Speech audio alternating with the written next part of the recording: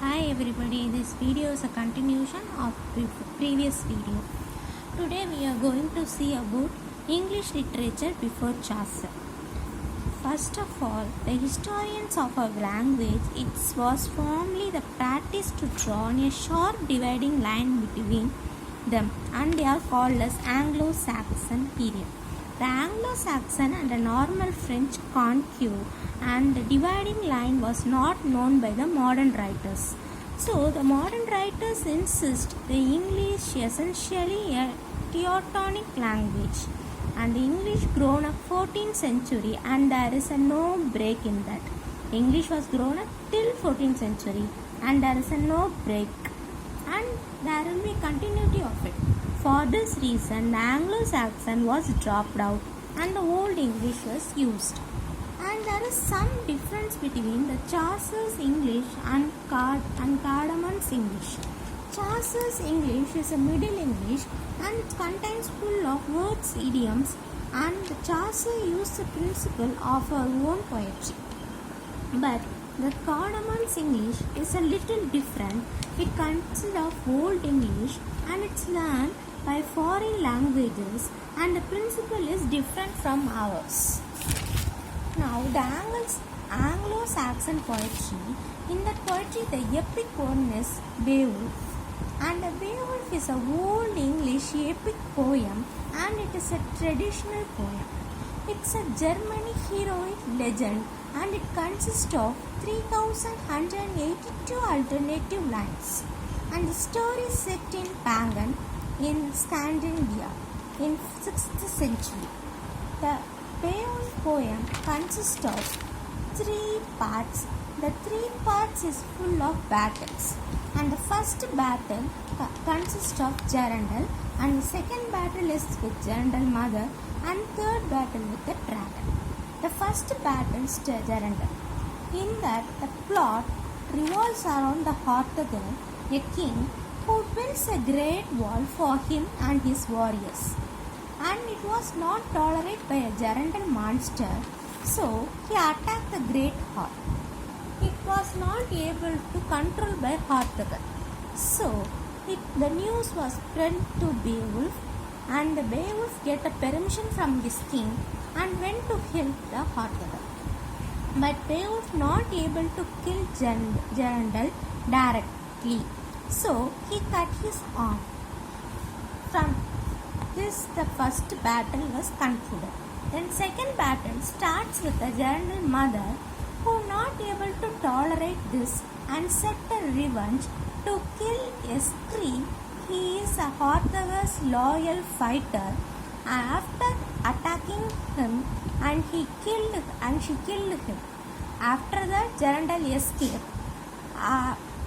After the Jarandal escaped, the Hrothgar and Beowulf trapped Jarandal mother under a lake.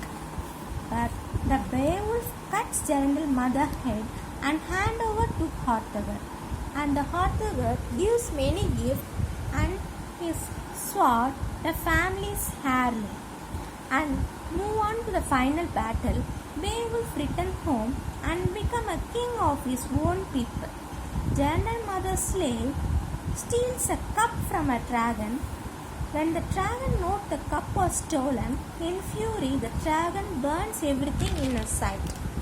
The Beowulf and his warriors plan to handle the dragon, but his warriors were very frightened, so they not come forward to tackle it.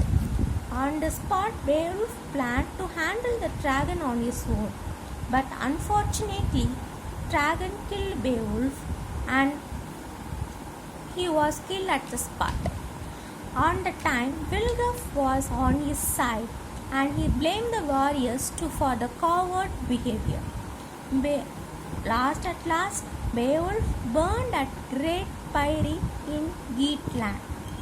The poem Beowulf was translated in 38 other languages.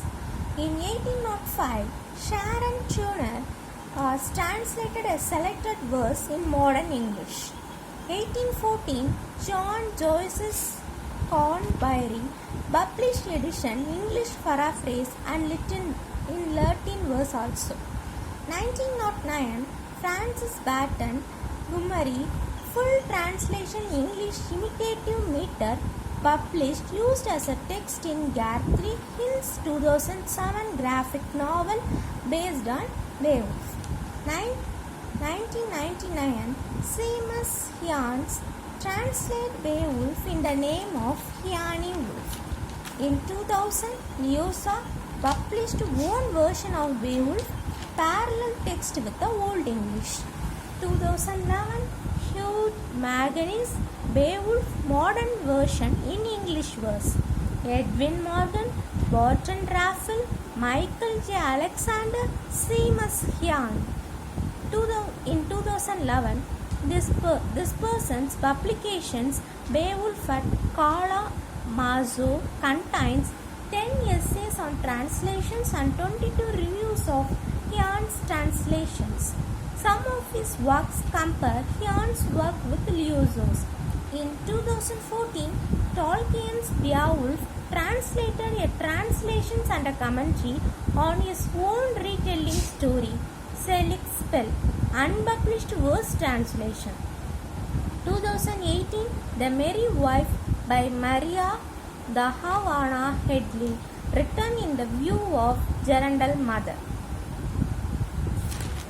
Move on to The Dream of the Rue. The author was unknown. It's a Christian poem and it's an example of genre of dream poetry.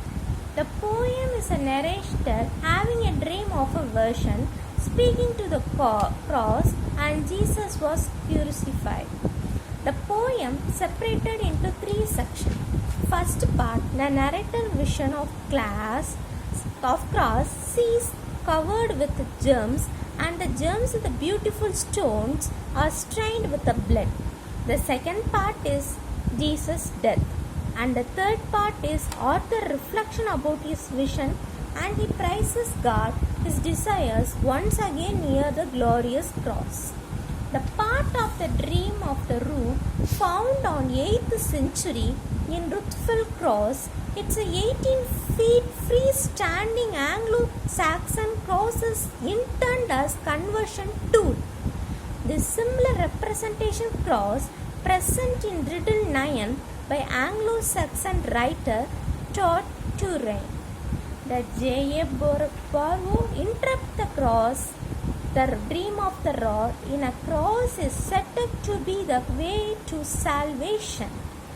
Then Rebecca Hinton also interrupt the dream of the root by resemblance of the poem in the earlier medieval Irish Carmental Penance.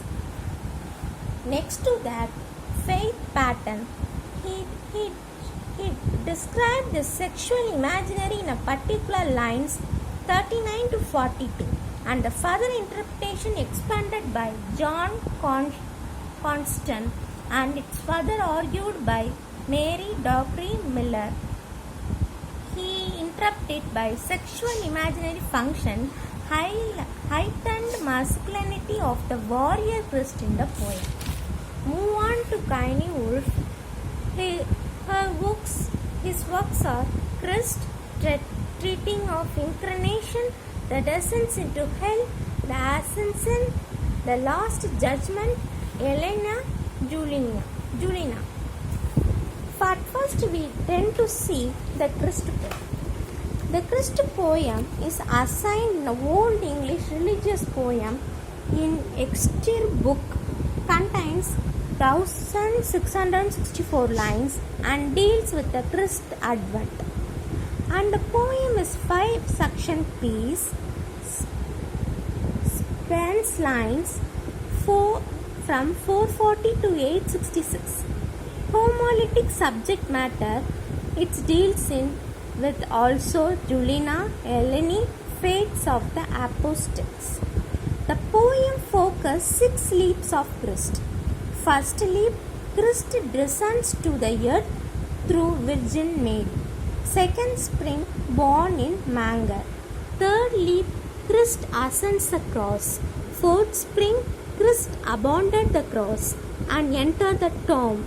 Fifth leap went to the hell before his resurrection. Sixthly, Lord ascended into the heaven and joyous jubilations of the angels.